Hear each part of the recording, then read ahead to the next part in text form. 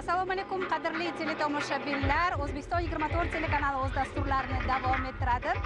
Biz Toshkent viloyatining Bo'stonliq tumanidamiz. Bu yerda yangi Chorvoq darvozasi majmuasining birinchi bosqichining ochilish marosimi bo'lib o'tyapti.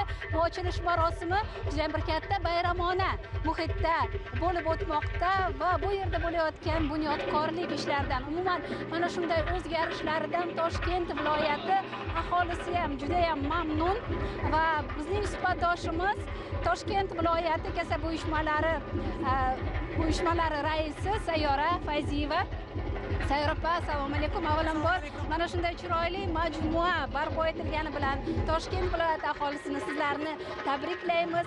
Albatta bu yerlar 1 yil oldin tashlandiq joylar edi. Davlatimiz rahbari tashabbusi bilan mana shunday chiroyli majmua holiga keltirildi. Albatta mana shunday bo'layotgan o'zgarishlardan viloyat aholisi ham mamnun, shunday emasmi? Albatta, bugungi kunni Toshkent viloyati uchun, ayniqsa Bo'stonliq tumani uchun tarixiy kun desak bo'ladi. Davlatimiz rahbarini tashabbuslari bilan mana shu Bo'stonliq tumanidagi qariyb 25 gektarni egallagan maydon bir tashlandiq holatda edi. Ular tashabbuslari bilan 3 bosqichli qurilish bunyodkorlik ishlarini amalga oshirish, ayniqsa aholimiz uchun juda ham qulay bo'lgan sharoitlarga ega gastronomik turizmni o'ziga qamrab olgan, yashash xonadonlari bilan va ko'ngil ochar maskanlari bilan eng asosiysi milliy ruh bilan bezatilgan mana shu majmua bugun Chorvoq darvozasi ochilish arafasida. Ko'rib turibsiz ishtirokchilarning kayfiyatini, ayniqsa tashrif buyurgan nuroniylarimizni kayfiyatini. Bu majmuani biz bemalol jahon standartlariga mos ravishda qurilganligini e'tirof etishimiz kerak. Nafaqat mahalliy sayyohlarimizni, turistlarimizni, balki xorijiy sayyohlarimizni ham bemalol lol qoldirish imkoniyatiga ega bo'lgan majmua. Bu majmuani qulayligini biz nimada ko'ryapmiz? Dam oluvchi sayyohlarimiz bemalol farzandlari bilan kelib, mana shu bahavo joyda, tog' bag'rida dam olishlari ortiqcha xarajatlarsiz.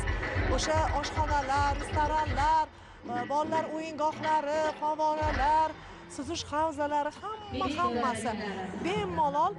Haligi oddiy so'z bilan aytganda, yozda qayerga boramiz? Chorvoqqa boramiz. Nima qilamiz? Bozorga borib xarajat qilamiz. Hech qanday ortiqcha xarajatsiz bemalol kelib dam olishlar uchun imkoniyatlar yaratilgan.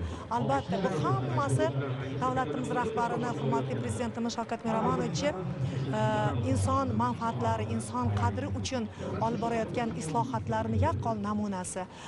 Men faxr bilan ayta olaman, Toshkent viloyati farzandi sifatida, mana shu Bo'stonliqning farzandi sifatida aytamanki, bu Toshkent viloyatiga, ayniqsa Toshkent viloyatining Bo'stonliq, Qibray, Ohangaron tumanlarida turizm rivojlantirishga qaratilayotgan e'tiborlar va alohida maxsus qabul qilinayotgan qarorlar doirasida amalga oshirilayotgan bunyodkorlik qurilish ishlari, bu yangi ish o'rinlari, Toshkent viloyatiga kirib kelayotgan yangi investitsiyalar, ayniqsa yoshlarimiz uchun yaratilayotgan ish o'rinlari. Albatta, tilchimollar kerak. Gastronomik turizmni amalga oshirish uchun yoshlar kerak.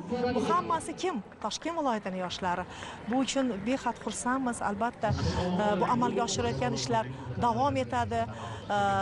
Bu 2-3 bosqichlari davom etadi. Nafaqat bu majmua, balki Toshkent viloyatini, ayniqsa Bo'stonliq tumanining tog'li hududlaridagi amalga oshirilayotgan bunyodkorlik ishlari, turistik majmualarni qurishlar, bu hammasi aholimiz uchun, manfaatlari uchun va iqtisodiyotimizni rivojlantirish uchun olib borilayotgan ishlar. Rahmat Sayyora opa, albatta aytib o'tganingizdek, ushbu majmua juda ham ko'plab ish o'rinlari va aholi uchun barcha sharoitlarni taqdim etadi va bizning navbatdagi suhbatdoshimiz Chorvoq darvozasi majmuasi sotuv direktori Hoji Akbar Apponov. Hoji Akbar aka, mana ko'ryapmiz, bir bayramona ajoyib muhitda mana shunday ochilish marosimi bo'lib o'tyapti. Umuman ushbu majmua o'zida nimalarni mujassam etgan va aholiga qanday qulayliklarni taklif etadi? Assalomu alaykum.